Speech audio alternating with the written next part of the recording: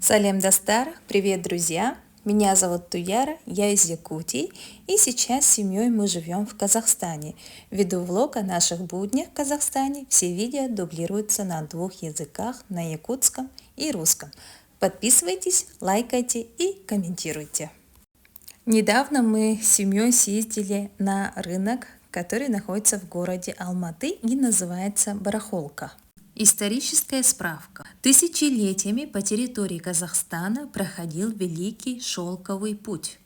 И по сей день центром торговли Центральной Азии является город Алматы. Барахолка в Алматы появилась в 1984 году, как говорит интернет, и здесь ранее продавались книги. Рынок начался с книг, а сейчас вы можете найти все, что угодно в опт и в розницу.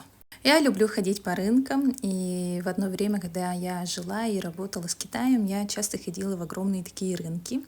И рынок Барахолка, на самом деле она состоит из разных маленьких рынков, меня впечатлил. Я вспомнила тот вайб Китая. И здесь, конечно, вещи тоже из Китая есть, и китайцы сами есть, с которыми я еще успела немножко поболтать, вспомнить свой китайский язык. Мы посетили рынок в будний день. Я даже не представляю, сколько народу бывает по выходным, потому что народу все равно было много. Мы приехали рано утром, и здесь мы видели, как люди закупаются на все регионы Казахстана, отправляются целые баулы, ящики товаров по всему региону. И также, как мне сказали, что отсюда люди закупаются и в соседние страны.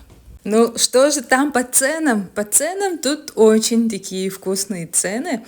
Мы же на самом деле поехали покупать там на праздник детям маскарад. И в конце концов, например, мы купили 5 масок за 1000 тенге.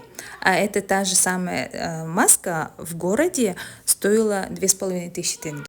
По особенностям рынка, что меня удивило, то, что здесь такой прям порядок и логичность. То есть в одном здании продается только, например, одежда для дома, а в другом только бытовая химия, в другом, например, только игрушки, в другом только техника, только бытовая техника, только товары для машин. И здесь прям очень классно было ходить и смотреть, изучать, что же здесь есть. Но кроме этого я, например, нашла косметический отдел. Не знаю, отдел, наверное, называется. Я была в шоке, конечно, сколько это подделки продается. Не знаю, люди все равно покупают. И я не знаю, насколько это на самом деле правильно. Но правильно или неправильно, не мне судить, а давайте перейдем к еде.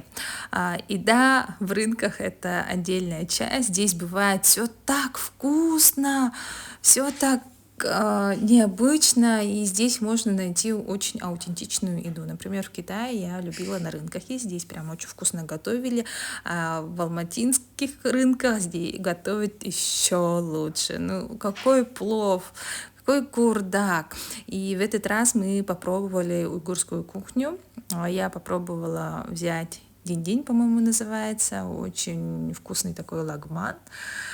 Поели по цене, в принципе, не отличается от города, но было очень вкусно и очень большие такие порции достойные. Рынок был огромный, и наши дети, например, никогда не были на рынках, и поэтому мы их взяли с собой, и они были, конечно, поражены масштабами. Неужели это все как бы рынки? То, что мы сейчас проезжаем, это с двух сторон такие здания, и все там внутри продается, что-то торгуют.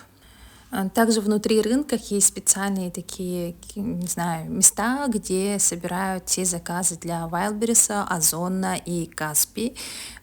И прямиком отсюда, наверное, забирает курьер и раздает уже заказы по всему городу и доставляет куда надо. Отдельно хочу отметить то, что на рынках, внутри зданий и снаружи везде было очень чисто, аккуратно. И видно, что здесь люди все это к этому относятся с уважением.